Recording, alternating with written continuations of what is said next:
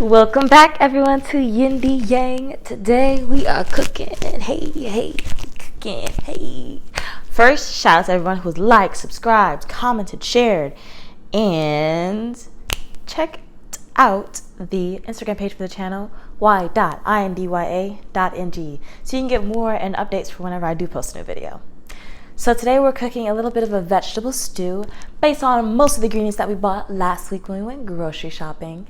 And yeah, so make sure you watch the whole video through because I did mention some things, and at the end of the video I do have some commentary to add as far as how the stew turned out and as far as things I would have done differently in making it in the future. So for time's sake, I'm going to include the list of ingredients in the comment section, so make sure you check that out.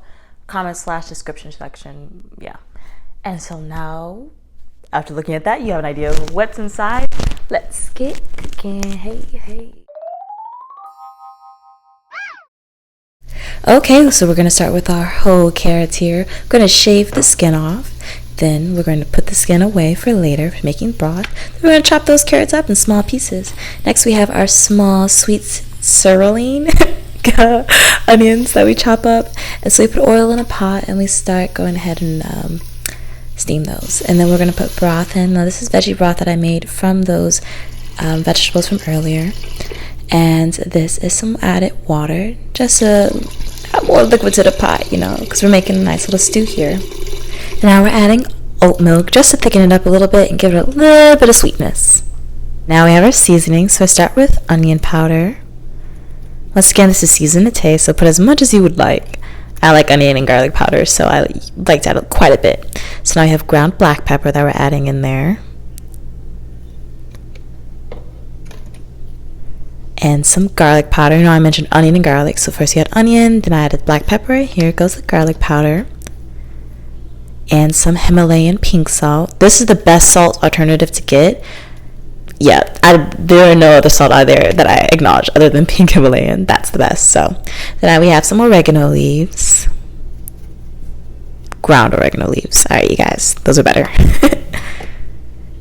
And then we have some red cayenne pepper. Now red cayenne pepper is spicy, y'all. I only like my food with a little bit of kick, so I'm just being really careful in how much I add because I don't want myself that spicy. And now I have paprika to give it more of a I wouldn't say earthy, but it gives you more of that meat taste, if you will. My secret ingredient is a little bit of cinnamon powder. And now I have turmeric I like to put a little turmeric in everything, but I'll talk about turmeric in some future videos about why it's so great. And now I'm adding garlic. I should have done the minced garlic earlier when I was doing the onions and carrots, but the flavor just won't be as rich as it would have been if I'd done it earlier, so I'm adding it now. So about 5 minutes later, our pot began to boil. So now it's the perfect time to add our butternut squash. I bought it already chopped because it is a pain trying to cut butternut squash when your knife ain't sharp enough, your arms ain't strong enough. So I got it cut. And after adding we're going to reduce the temperature just a little bit more. Now it's time to get chopping up the rest of our ingredients, starting with our cauliflower florets. So we're going to empty out the bag. And we're going to use I ended up using the whole thing. So now what we're going to do is cut off the butts of the cauliflower. So we're just slicing the ends off, putting them to the side. And we're going to save those end pieces for later to make our veggie broth. Now I will be doing a separate video on how to make veggie broth out of the leftovers of your veggies because we don't want anything to go to waste here. We use everything, waste not, want not. So also I broke up some of the bigger pieces of the cauliflower just to make them a little bit smaller, more palatable, if you will. And I'm putting them to the side for later. At this point, I decided to add some ginger powder into it. And I also decided to add some bay leaves. Probably should have added that earlier, but no time like the present. So we're going to add that now. I went ahead and reduced the temperature on the stew just so we don't overcook the rest of the ingredients already in there. And now we're adding our cauliflower florets. I did end up using the whole bag, making sure all the ends were cut off and some of the pieces, larger pieces, were cut smaller. While that's cooking, I went ahead and cut my cabbage. I intended to cut it in half, but that didn't really happen. I kind of ended up cutting it into like thirds. So yeah, I ended up using that 1/3 and putting the 2/3 away for later. Cleaning that off real quick. All right, put it to the side. Okay, so now we're gonna cut off the butt or the end of the cabbage because we're not eating that. We're gonna put it away with our other veggie scraps for later to make our veggie broth. So I did, after that, cut this 1/3 into a half, but I should have done 2 more halves because I did realize those pieces that I cut were a little bit too long, well, longer than I liked. Here are veggie scraps, so I ended up putting them in the freezer for later, and this is what we're going to do with them later. So just put your scraps in the freezer for now until the video comes out on how to make your veggie broth. So now at this point, I decided to add some sage, some ground sage, and some cumin. Boom. So I ended up using canned chickpeas. Because of that, I let them soak through the whole duration while I was cooking, so it soaked for about 30 minutes at this point. So now we're going to rinse them off again after soaking them in some water. And after that, we're going to add it to our pot. Okay, we are finally adding our cabbage. So, in complete transparency, y'all, I thought the cabbage would cook like kale and that it wouldn't take so long. Because it took so long to add into the stew for it to like soften, everything else ended up getting a little bit overcooked. So in hindsight, I would have added it earlier. So I also added some salt on it to kind of help it tenderize a little bit faster because the salt dehydrates the vegetables, so it softens up a little bit faster in the stew. So I would have added it before I added a lot of the ingredients. We'll talk about that later though. So I put the cover over it so that it cooks a little bit faster, once again simmering so everything else doesn't get overcooked.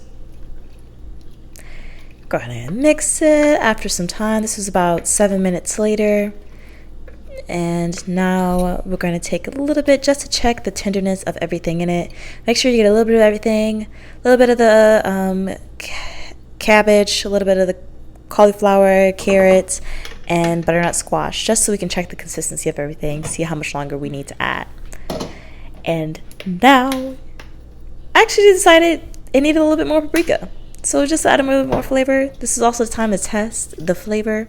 And I added a little bit more garlic powder. And some curry, apparently. Okay. Kind of forgot about that. And now we're mixing it up. And then we're going to put the top back on for later. Woohoo! Well, that was fun. And now we finally get to the best part, eating. Yes! And here is our final product. Look at all those colors. Wonderful. Now stay tuned for a review. All right, and that's it, you guys.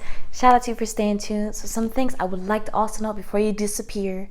So as I mentioned a little bit earlier before, I didn't realize the cabbage would be so thick and take so long to cook, so I would have added it after the pot began to boil, just so to make sure that's a little bit tender, because in this little stew, there would have been as a replacement for noodles, if you will, because they did kind of have that similar consistency as pasta noodles would in a chicken noodle soup. So I would have done that in the beginning. And that's probably about all I would have changed, because the chickpeas were already cooked before putting them in. They can stay in the place that they were. The one thing I did not like was that the florets were a little bit softer than I would have liked, so those would have been added at the end, probably about 15 minutes before finishing the meal. And as you notice in some of the clips, you can see side views of the clock. So that gives you a little good idea of how long it would take before moving on to the next step and the preparation of the stew. And I tallied up those times, and it took approximately 50 minutes to make it. So it made about 6 servings in a bowl, yay big. So 50 minutes a week to cook dinner, not bad at all. Kind of videos aren't really for journaling, so this is gonna be my contemplation food for thought. Food for thought. Oh, that's what I'm calling it, food for thought. Okay, so your food for thought for this video is, what are your 5 favorite vegetables or fruits or herbs or roots? The rhyming, beautiful. So go ahead and make a list of your 5 favorite things.